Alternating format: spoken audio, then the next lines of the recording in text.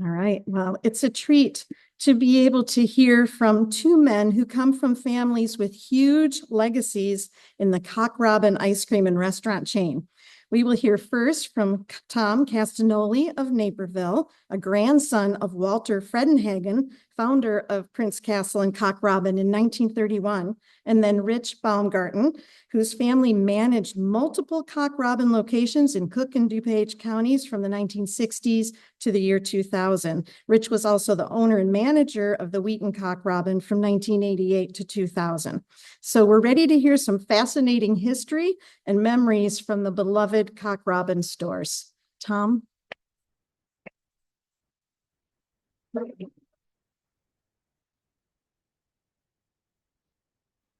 Okay. I'd never seen this before. Well, that's pretty good. Yeah, the English toffee is available. It's made by Walter Fredenhagen's great-grandson, still. The same recipe.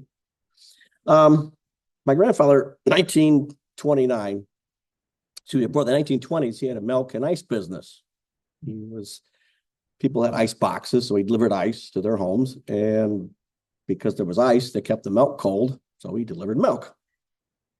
1929, the Great Depression hit, and he almost went broke.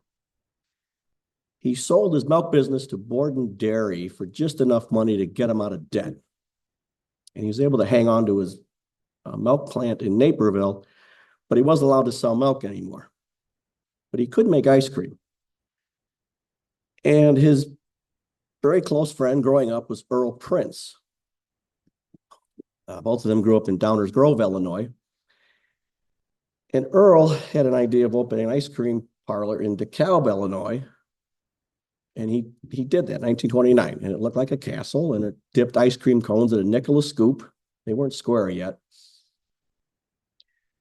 And ice cream sundaes, but no topping. Basically, ice cream in a bowl or you had in a cone. That's it. A nickel a scoop. And it did pretty well. And my grandpa saw this, and he went to his friend. My grandpa was selling him the ice cream for his location. And my grandpa, who was looking to get into something else, saw this and thought, you've got something here. But Earl was very conservative. So my grandfather, who at the time was not very conservative, borrowed everything he could get his hands on, every dime he could find. And him and Earl Prince had a handshake agreement. My grandpa could build all the Prince castles he wanted east of the Fox River, and Earl Prince could build all the Prince castles he wanted west of the Fox River. My grandfather was a bit of a risk taker. He, like I said, he borrowed every dime he could find, and he built 5 Prince castles in 1931 and opened them all the same day. It's pretty amazing considering the man had no experience in the restaurant business. And back then, a lot of it was new. He had to make a lot of his own cabinets and a lot of his own equipment. Earl Prince was actually a mechanical engineer, and he invented the malt mixer, which I could stand here for hours and talk about all of that. So 1931, all 5 of them opened, one of them being Wheaton. And they did very well for 1931 in the heart of the Depression. My grandpa's opinion was, and thankfully he was correct, people didn't have money for vacations, they didn't have money to go out. But at nickel a scoop, they could take their family out and each get an ice cream cone a week. And that's when it all started. My grandpa's had the ice cream factory in Naperville. He eventually had 5 manufacturing plants. He did not like to buy anything from anybody. When we went to the hamburger business a few years later, he opened a meat packing plant to make the hamburger patties. He opened another little factory to make the ice cream toppings.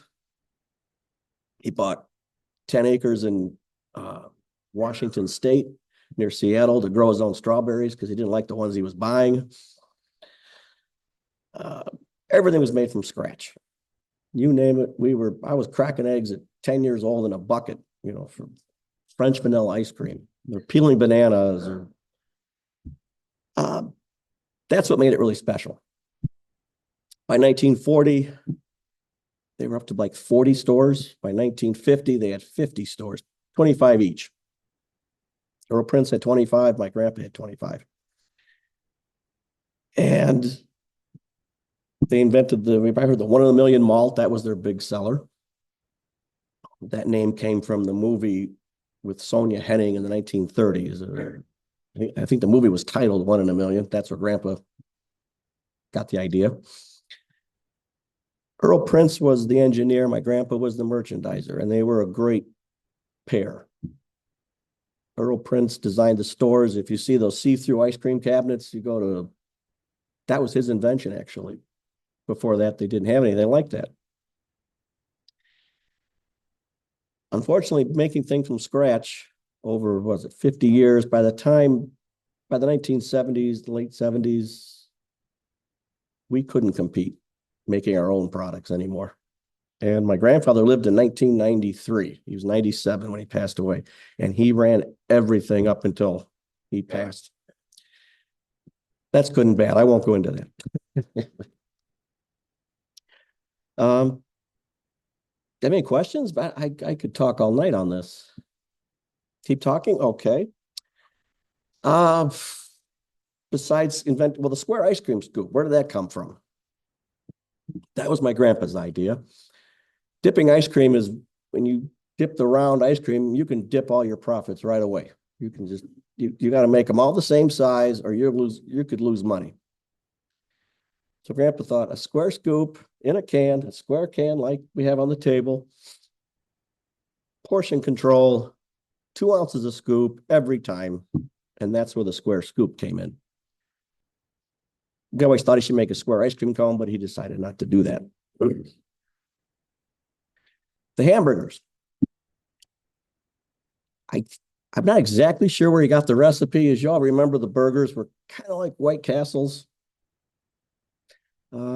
We mixed the ketchup and mustard together.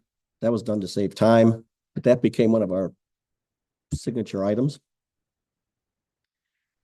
He once told me he got the idea of cooking the burgers the way he did he was at a carnival one day and he watched how the carnival people were cooking burgers.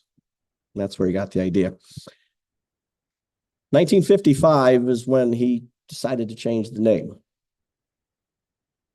There is a Ray Kroc connection. It's a big part of it.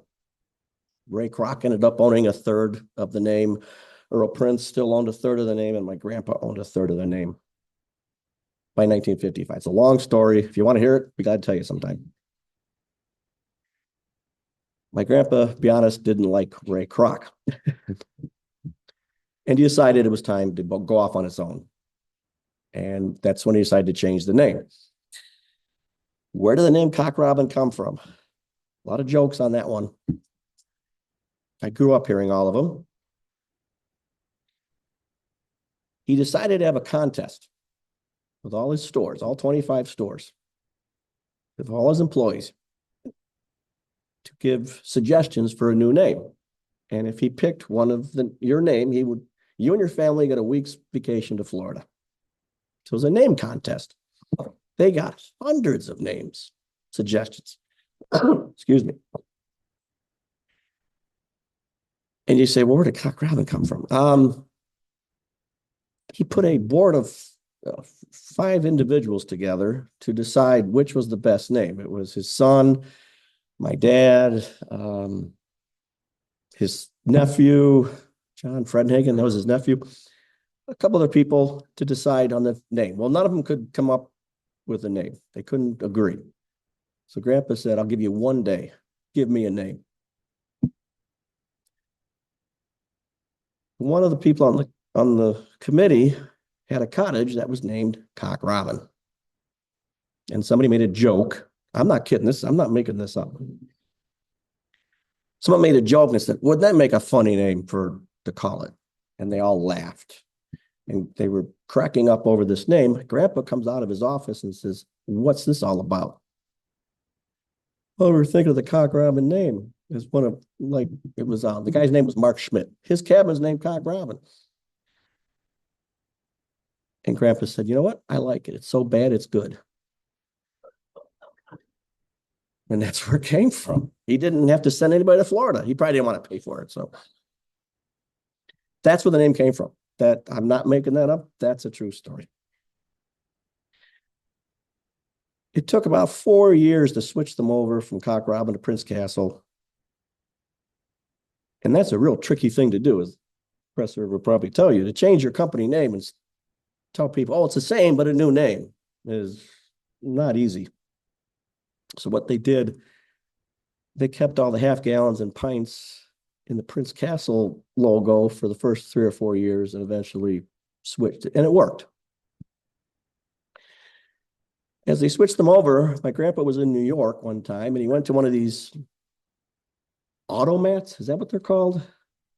You go and you put a dime, you open a door and you pull out your food, self-service. He saw that and he said, hey, we could do that in our stores. And that's what they did. They went to self-service. If you remember at Wheaton, you walked up, took your burgers out of the bin and slid your tray down the line. That's where that all came from. By 1960, they were all converted to Cock Robin. From there, up until about 1975, things were going really well. And then the competition really started to clobber Cock Robin. It's kind of like when Walmart hits town, you know. And my grandpa didn't want to change anything, which I get. The stuff was really good. But at one time, we figured out that we couldn't even sell ice cream for what some of the other manufacturers were wholesaling it for. So anyway, any questions for me? I could go on all night here if you want. Yes.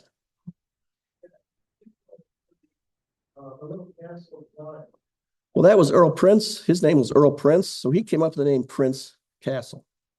And he built a small castle in DeKalb. And it was maybe 50 feet by 50 feet. And outside window service, no inside. And he was selling nickel a scoop on ice cream, either on a cone or in a cup. That was all that's what he started with. No drinks, nothing else. And eventually expanded their menu.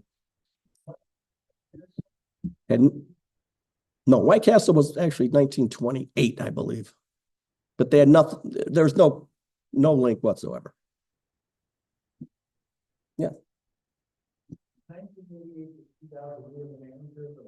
No, Rich Baumgarten. Rich's mom taught me everything I know about the business.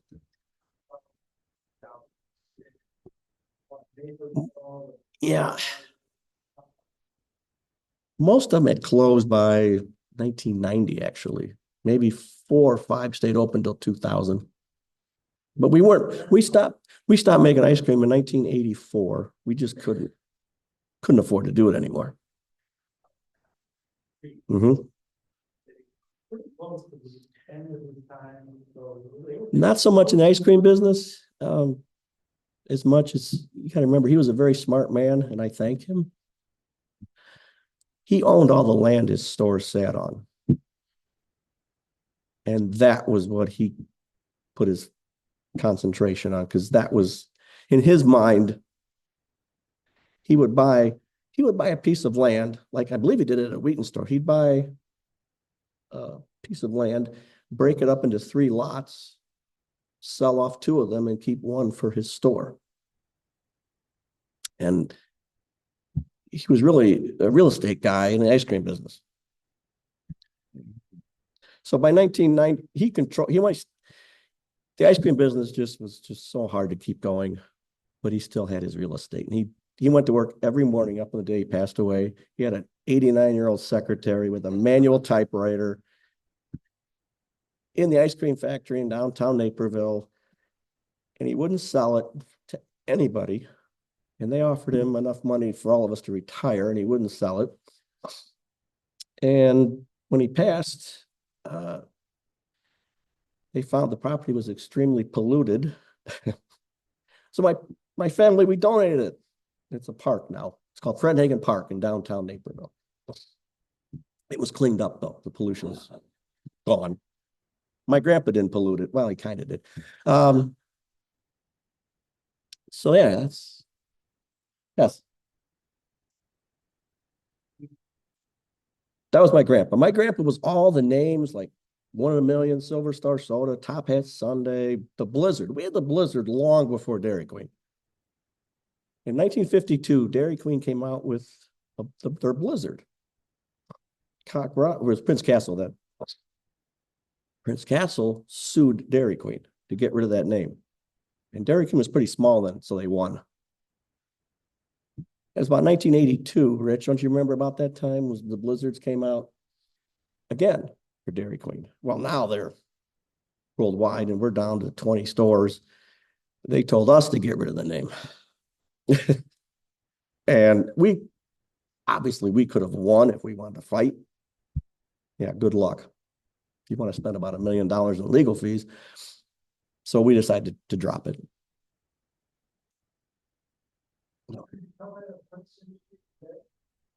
Prince Castle Industries is the company that made the malt mixers. Yes. Earl Prince had his ice cream stores, plus he had a manufacturing plant where he made ice cream equipment.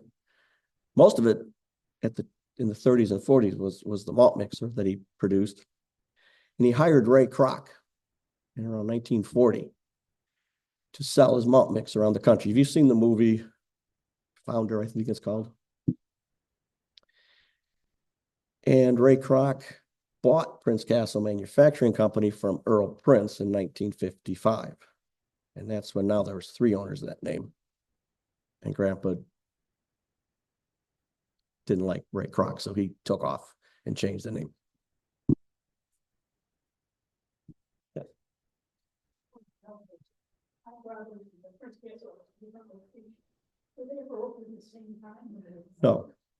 No. There was 2 locations in Elmhurst. One was a storefront. I'm not exactly sure where it was located. And then the one on North Avenue eventually.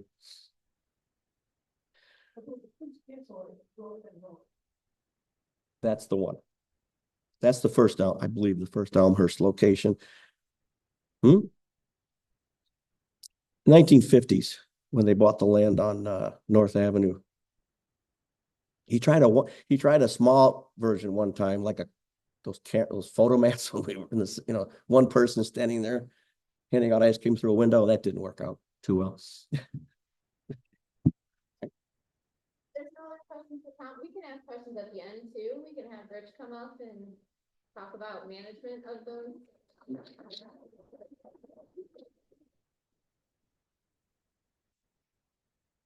Well, thank you all for coming. I really cannot top that.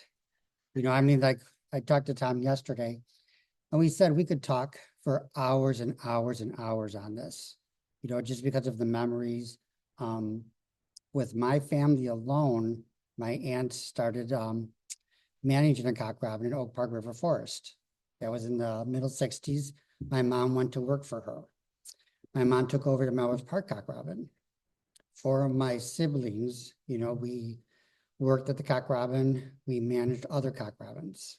My brother had the one in Brookfield, then Berwyn. Then he took over the Melrose Park cock robin from my mom when she retired. The Wheaton store became available in 1988. And at that time, like Tom was saying, ice cream, we weren't making it ourselves. We're getting from the chocolate shop in Madison, Wisconsin. So then actually Peterson's bought the cock robin name in 1989. That's when we started featuring Peterson's ice cream. And we were able to have hand-packed items, but we still had our own novelties that we handmade. And with the Melrose Park cock robin, I had 2 sisters there that met their future husbands, which was so unique. And then when I took over the cock robin in Wheaton, I had 2 nieces that met their future husbands there who worked there also. And I met my wife there because her sister used to work for me. So there's a lot of history with us in the family. The one thing I would say, like with the Wheaton location, it was an odd location, I thought. I grew up everything, like east, like in Melrose Park, Maywood. All those locations were on main streets. This one was on an isolated downtown area. I think Naperville, and there might have been one other one, maybe LaGrange, they were in a downtown area. And the Wheaton location, when I first saw it, I thought, wow, that's a big store. I mean, the other stores like Melrose Park was probably half the size of that, but they were the #1 store in sales and volume. I mean, out of all the Cock Robins, out of all 25 at the time. And the Wheaton store, I thought, okay, I'm going to replicate what my mom taught me. And we got there, and it's not like it is today. There was us, there was Round the Clock across the street, there's Wheaton Restaurant, and everything closed like at 5 o'clock. There's tons of jewelry stores, there's clothing shops, there's nothing going on at night. But at first, when I saw it, I thought, gosh, we have a theater. A year later, the theater closed. So it's like, what do we have? We have Thursday night, we have concerts in the park. So what are we going to do kind of to get business, or to draw families and kids in? And it's kind of like goes back to like the starting of Cock Robin, where, it's quality ice cream and food at reasonable prices. And that's what we had to do. So we started sponsoring like baseball teams. We had an event every single month to draw customers into our location. And we eventually became like the #1 in sales at the Wheaton location. At that time too, Ted, Fred, and Hagen was the owner of all of them, and they operated as businesses. So if you wanted to operate a Cock Robin, you bought the equipment, then it was your business. And a few locations he offered, if you wanted to buy the property. So I approached him a couple years later, and I bought the property from him. My brother did the same thing also. And the great thing about that is that we controlled our own destiny, but we all still kept, kind of like the same principles, and meaning like we bought our ice cream from Peterson's, we bought all of our products from the same distributor. So everything kind of like stayed the same. The problem though is that we trained, I think, 3 people to open up different new locations. One was in Bensonville, one was in Downers Grove, and then we trained other people to take over the existing Cock Robins that still existed, like in River Grove. But they wanted to do their own thing, and they only lasted like 1 or 2 years. They did not follow exactly what we were teaching them. And what we did at the Wheaton location, we concentrated on families. We had ice cream socials, with Longfellow School. We supplied lunch programs for some of the schools around us, where we would serve 500 to 700 hamburgers just for their lunch program. Halloween, we would have like anywhere between 700 and 900 trick-or-treaters, and we would give out Dixie cups of ice cream. So we'd get families that would come in, well, my child cannot have ice cream. We'd give them a fry then. We just wanted to get traffic into our business. I have a few funny stories, especially like for 4th of July. We would open on the 4th of July, and we would open up real early for the Cream of Wheaton, which was the run for the animals for Cowsley Zoo.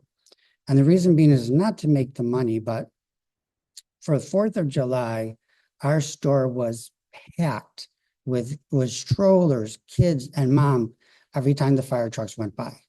And it was kind of like a safe location, but what it did is it brought like a sense of community to the downtown location. Same thing happened like for the run for the animals for Cowsley Zoo. We opened up early so the paramedics could park in our parking lot. We would block it off and everything. And then if it was very, very hot, it was kind of like a cooling station, for people to come into after the race and everything, and just building a sense of community. And at that time also, I don't know exactly when the Downtown Wheaton Association was established, but there's only 3 of us that participated in it at that time. And from there, I mean, look at Downtown Wheaton now, it's just exploding, but it was a great business. There's so many memories. We have so much memorabilia. That's just some of the stuff I have. I have a lot of stuff that I'm going to give to my kids. The square can is an original can with the Prince Castle name on it. The multi-mixers, I have a few at home. Those are all operating, working still with all the original parts. We do have Cock Robin cups for everybody who came today. I still have like a case, so you're free to take one. And if anyone has any questions, feel free to ask.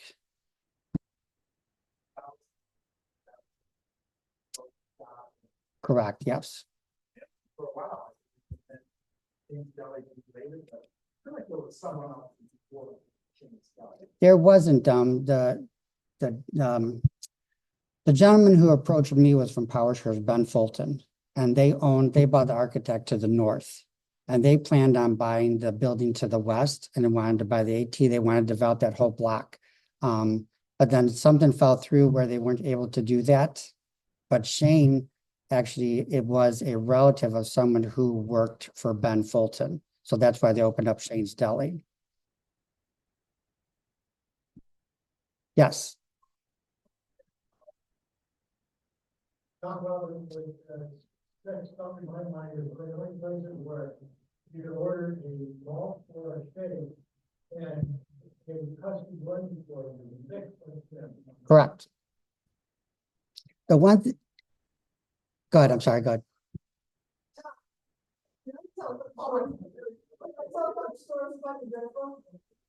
Very early. Well, if I can, I know you're on TV. Yeah. So if I can. Sure, go ahead. Quote your story. Oh, no problem. Yeah, I'm Mary Lou Worley, and I knew Walt Fredenhagen, his grandpa, and and Ted. And one of the stories about Walter is that my brother and I interviewed him when NCTV, Naperville Community Television, began in the 80s. And one of the stories Walter told was about his team of horses that he used when he was delivering his milk that Tom talked about. And the horses would go ahead and he'd unload for this client at this building and then the next one. And then he started getting economical in his mind, as you mentioned, and he thought, well, if I had one horse, then I wouldn't have to feed two horses and I'd make more money and it would be more efficient. So he sold that team of horses and he bought a beautiful horse that was good with a wagon, but the horse did not know the route. And so whereas the team knew where to stop, when he unloaded here, they would walk ahead as a team to the next stop that they had memorized. So now he had a horse that he needed another employee to watch the horse. So he said he was so sad when he sold that team of horses. The second story has to do with the toffee. And I brought these, Tom, because I wanted to bring samples for y'all, but there were too many administrative details to make that happen today. If it was 50 years ago, I could have just brought it and handed it out. But it is still available. And Walter invented this. This is correct me if I'm wrong, but my understanding is he invented it in the 1930s as a way to reward the public safety officials, the town leaders, city councils, commissioners and things like that. And of course, when they brought it home and everybody tasted it, they're like, well, fine, but you got to make it for us and please sell it in your stores, which he did. And then when the stores closed, everybody was like, well, we understand that's a business decision, but who's going to make the toffee? We still have to have our toffee. So Ted's grandson, Walter's great-grandson, still makes the toffee. He continued to make it, and I would pick it up from Floyd and Barbara Thompson. Anybody who knew that wanted the toffee knew where to go to get it. And so one year I was picking it up back in the late 90s. And Barb and Floyd were like, well, we're in our 80s and we think you should do this. We don't want to do this anymore. So since then, I've been representing the Fredenhagen family with the Naperville Old Fashioned English Toffee and get it into Casey's Foods like you see here and Zeppi's Italian Market and Sugo Mio Pizza. And just this year, Glen Ellen Sweet Shop. So the website that you see on the bottom, that's my website there. But anyway, those are my two stories. And Walter he was so hard to get a hold of. He wouldn't do an interview with us. And so finally, my brother and I just went in with our equipment and says, Walter, we're doing an interview. But thank you for doing this today. It's wonderful.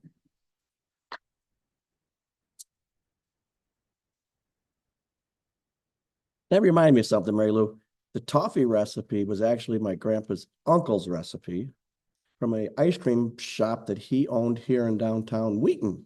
I don't know where it was located, but that's where he got the formula that they still make today. So I have one more thing to say. There are two people here that worked at Cock Robin in Maywood years and years ago, and her mother was one of the managers, Mary Rossi. If you two please could stand up. They had both worked at Cock Robin before.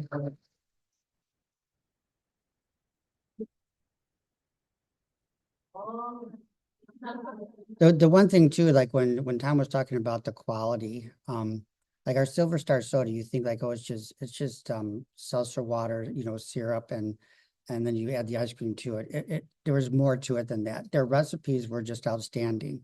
When you talk about the Blizzard, and we changed the name to a swirler, it was creamy. When Cock Robin made their ice cream, like he said, if there wasn't enough strawberries in it, they would throw more strawberries in it. They made their own toppings. I mean, that's what they were known for, is their quality. They wanted quality at reasonable prices. Thank you all for coming out. If anybody has any questions, just let us know.